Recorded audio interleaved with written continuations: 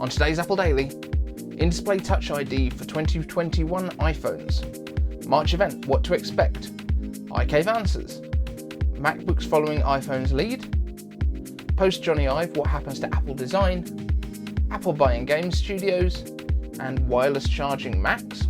For the latest Apple news, rumors, and leaks, every weekday at 12 UTC, join us in the iCave. I'm iCaveDave, and if you want the latest Apple news, leaks and rumours every weekday at 12 UTC, like this video, subscribe to the channel and ring the notification bell so that you do not miss a thing. Join the notification squad, get a shout out at the end of the next video, just like the guys at the end of this one, and you'll be a happy person. In-display Touch ID being tested for 2021 iPhone range. Apple is reportedly testing two prototype iPhones that feature under-display Touch ID ahead of finalising the hardware for 2021's iPhones, whether that becomes the iPhone 12s or iPhone 13. While some reports call these optical sensors, the more reliable ones have mentioned ultrasonic sensors being used to detect and verify the fingerprint using high-frequency sound waves. The returning waves from these are then measured as mechanical stress on the sensor, building a 3D image of the fingerprint that is more difficult to fool than the 2D capacitive fingerprint scanners. And existing components from Qualcomm take around 250 milliseconds to unlock, similar to the speed of the capacitive touch sensors. These ultrasonic scanners can also work through thin material layers, including not only glass but also aluminium and other metals. It's not affected by sweat like capacitive scanners and can also be used for heart rate and blood flow measurements, which fits with Apple's health objectives, even if as an occasional health check rather than the constant monitoring of an Apple Watch. The next iPhone range is also expected to feature improved cameras with sensor shift technology from the iPhone 12 Pro Max coming to the whole range. Slimmer or shallower notches for some reason, either have it or get rid of it, I don't mind which, and that sweet ProMotion variable refresh rate technology finally coming to the Pro models. There are also unsubstantiated rumours of a mystery new chip dubbed the A15, which may actually be faster than the A14, making the 2021 iPhone the fastest iPhone Apple has ever made. Unbelievable, right? March event, what to expect. Here in the iCave, we are expecting an event on March 26th this year, kicking off what Rene Ritchie is calling Season 2 of Apple's Digital Event Bonanza. And let's be honest, they did a fantastic job of creating these digital events in 2020. I don't see Apple going all the way back to simply standing on stage with product demos in future, though when we have AR and VR options, I can imagine an in-person style immersive event with these. But what are we likely to see at the first event of the year? iOS 14.5. Now this is probably a weird prediction, but I think that Tim Cook might introduce this one personally, as it includes the privacy upgrades with Apple's app tracking transparency that made Facebook oh so sad. I doubt there'd be too much more to say about this, but a couple of minutes at the start of the event for Tim to reiterate how important privacy is to Apple feels like the way they'd open it. AirTags. Surely AirTags. I mean, is there anything else to say about these? We've had years of teasers and leaks, many of them coming from Apple themselves, with chunks of code poorly hidden in iOS and macOS, as well as now videos being leaked via John Prosser that allegedly come directly from Apple themselves. Just in case you're somehow not aware though, AirTags are Apple's location tracking tags that use Apple's Find My network to locate themselves geographically if lost and securely report their location to Apple and then on to the owner by essentially triangulating themselves to other local Apple devices that have known locations. Then when you're close enough, they'll communicate with your Apple devices, your iPhone, etc., to show their location to within about 10 centimeters. So it could be as useful for finding a missing pet as it is to find your keys that slipped down the side of the sofa. Pricing is unknown, but it seems that much of the delay has been due to people not going out as much recently. So they just don't need things to find stuff when they're out and about. iPad Pro. We could well be getting the new iPad Pro models with our first look at A14X, assuming you don't count M1, which is basically exactly in line with what we expected A14 performance to be. A coincidence? I don't think so. Changes are likely to include, beyond the system on a chip, the move to mini LED displays, which allow local dimming, giving OLED-like contrast ratios, with none of the drawbacks like burn-in and uneven colour and brightness across larger panels, as well as cellular models moving up to all the 5Gs. There are also less firm rumours around iPad mini, which may or may not get the iPad Pro and iPad Air 4 style all-screen display, and the iPad Nothing, which may well be picking up an A13 chip, and the iPad Air 3's 10.5-inch display, slimmer design, and dare I hope, laminated display. There are rumours that this could go down to $299 as well instead of $329, which could tempt even more people into the iPad family. iMac with Apple Silicon. Mixed reports about this, but waiting until later in the year to introduce the Macs with M1X seems unlikely, as it could be confusing for the public in general if it's too close to the M2 launch. iMac has been waiting for its upgrade for such a long time, and it was also the last system to get an Intel release, but it feels like the right time, especially with iMac's education pedigree. Apple often creates a specific version for the academic market, and they've also held more education-focused events in March in the past, so this would make sense to me. We'd be expecting the new design, larger displays in both models, possibly mini LED, and of course M1X, the powerful sibling of M1 based on the same cores, but with more of those high-performance Firestorm flavoured cores, and probably a beefier GPU to boot, though whether that's discrete or not, we do not know. What don't I expect to see? iPhone SE 3. Apple are likely to drop the iPhone XR this year, as it has an A12 SoC, but the current SE has the A13, so I think it's probably going to be fine for now.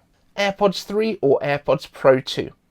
Only the original AirPods got a keynote treatment, so I don't see these being keynoted. Even the Pro and Max just got press releases. Apple TV. Everything points to these being later in the year, probably when we get our full season of events again. Could we see another 3 events? Apple certainly dominated the news cycles last year because of spreading out the new products, so why not? Let me know what you're expecting to see at that event in the comments, assuming that's even an event. Now on to iCaveAnswers. If you want to get a question answered on the show, all you need to do, post it down in the comments with hashtag iCaveAnswers right there in the comment, and I will answer it on the show for you. First one today comes from Vinay Spidey. iCaveAnswers. Is Apple making the MacBook lineup the same as the iPhone lineup? Like budget models, then Pros, Air models, then Pro models? Okay, interesting question, but it actually goes the other way around. Originally, Apple only released one type of iPhone at a time. There was the iPhone original, then the iPhone 3G, then the 3GS, then the 4, then the 4S, then the 5, the 5S, and the 5C was the first time they actually released 2 at the same time. The 5S was the first one with a 64-bit processor in there, and the 5C was a repackaged 5, but in polycarbonate coloured shells. So that was actually the first time that they ever released more than one iPhone at a time. But the MacBook Air came out way back in 2008, and Apple has had up to 3 different styles of MacBook since then. They've had the regular MacBook, the MacBook Air, and the MacBook Pro, although the Air and the regular MacBook have kind of switched places a couple of times on where they sit within the range. The Pro has always been the more expensive one, the kind of top of the line.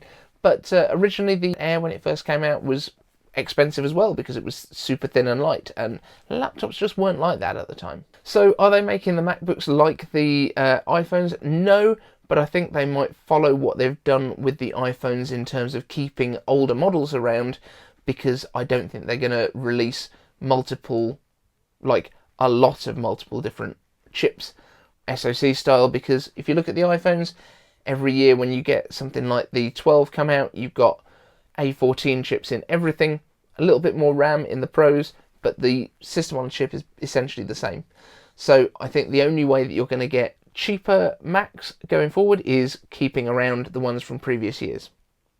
Hopefully that answers the question. Next question comes from Viberlion. Dave, with Jony Ive leaving Apple, who will be Apple's head of design, and what are the changes that are approaching? So right now, Jony Ive has actually left a little bit ago. He's been gone probably for a couple of years from day-to-day stuff at Apple, although he does still consult for them. But all of the stuff about Apple's executive team is right there on their website. And right now, I guess the closest that we have right now, so we have Dan Riccio, who looks after hardware engineering, vice president of hardware engineering, and then Johnny Sarugi, who looks after the hardware technology, so he's the guy that's behind the chips and stuff. But there isn't actually anyone that's there specifically heading up the design team, so I think they kind of work as their own team, but they're not up there in the executive team right now. I think they're just letting them get on with their job. In terms of the differences that we're seeing in terms of the design language that's coming forward, I think we're seeing a lot of it in terms of the new I/O that's going to be coming back to the Macs. So we're going to be seeing MagSafe come back. We're going to be seeing SD card readers, possibly some other stuff. We just don't know yet, but we've been told that you're going to need a lot less dongles than you did in the past. So it's an interesting time, and Jony Ive was very much kind of minimalist in his design language towards his later years, at least, remembering that he is also the guy behind the original kind of Bondi Blue iMacs and the iBooks and stuff like that. So it's definitely going to be interesting to see what they do differently, but I think already we're seeing different materials used. We're seeing stainless steel having come to the iPhones. I think that is just post Jony. We're seeing titanium come into the Apple Watch, and I think that might be towards what they're doing with titanium MacBooks in future as well, getting used to working with those materials. So I think that's where we're going to see the differences. It's going to be some new materials. We're going to not necessarily be as worried about going back to things that worked in the past, like they've moved away from the butterfly keyboard as well. That's probably a post-Jony thing. And don't get me wrong, I'm a huge fan of Jony Ive's work. Even the speakers that I have in my room here, they are Jony Ive designed. The cube, you can actually see the kind of subwoofer at the back there from the speakers too. Like a lot of Jony Ive stuff, and I really love his design aesthetic. But I think Apple is kind of going the right way in bringing back some of the stuff that was taken away before. Next up, Thomas E asks, iCaveAnswers, is Apple likely to buy any AAA game studios in the next year or two? And I say this every time anyone asks me a question. It's a really interesting question, and the reason is nobody's talking about it. But I do think they could. I don't know who. I'm not hugely familiar with game studios. I'm not a massive gamer, but it seems like Apple works quite well with Blizzard. So there's a possibility there maybe. I would love to see them pick up like the guys that I think Westwood Studios became Frontier. I would kind of be interested to see them pick up a studio that does more kind of simulation games and more kind of things like Roller Coaster Tycoon and that kind of games rather than like the big shooter games. I don't feel like Mac people in general are as big on like first-person shooters as more thinking games. I don't know. That might just be my perception because I'm more into things like the old Command & Conquers and that kind of game rather than running around with a gun. But let me know down in the comments which studios you think would be a good fit for Apple. And finally, the name that I will definitely butcher, Nagamayesh Bonamukla, asks, will Apple bring MacBook with wireless charging support? Now, you've not really specified here, are we talking about the MacBooks themselves being charged wirelessly, like with a MagSafe puck, or are we talking about them charging devices from the MacBooks? So on the first one, I don't think they will. We've heard that MagSafe is probably coming back to MacBooks as their main charging solution, but it is going to be along the lines of the old style MagSafe. So it is a physical connector that is magnetically attached, but it does have regular metal contacts. So that is what we're expecting there. It sounds like that will also be bringing faster charging than we could do with USB-C, which is quite crazy because USB-C can do up to 100 watts. So I'm not quite sure how much juice they want to push through this MagSafe, but if that's what they're doing, that's what they're doing. Let's see what happens. But in terms of wirelessly charging your MacBook from a magnetic contactless charger, I don't think that's going to be practical in most cases, but putting MagSafe into the MacBooks makes a lot more sense, and this is something that we talked about in the titanium MacBooks video, which I will link to just up here, because they are looking at having plastic or polycarbonate or glass layers over certain parts of the titanium that they've been looking at. And it could be that they're actually going to disguise some stuff that's actually plastics under there so that they're able to charge through. So at the moment we have a glass trackpad, but we could actually be getting the whole of the palm rest in a glass or a ceramic or another finish like that, which allows you to charge your devices through it. Now, if you're interested in this kind of thing, do check out the product review that's going up later on the channel today, because that's for the TRUS USB hub, and it has got a pretty interesting charger built into it, so do check that out. That's going up in about 5 hours after this video. But yes, I can definitely see sort of reverse wireless charging coming to the MacBooks so that they can charge iPhones, AirPods, Apple Watches, that kind of thing. Finally, new Notification Squad members, we have Ben Demir, we have Emily Chambers, and we have the Waff Ball. Thank you all so much for joining the Notification Squad. Thank you all for watching this video, and if you haven't subscribed yet, I would really appreciate it. I'm trying to get as many subscribers onto this channel as possible so we can grow it, we can make it a cool thing. So come and join us for the ride. Thanks so much for watching. We'll see you in the next one.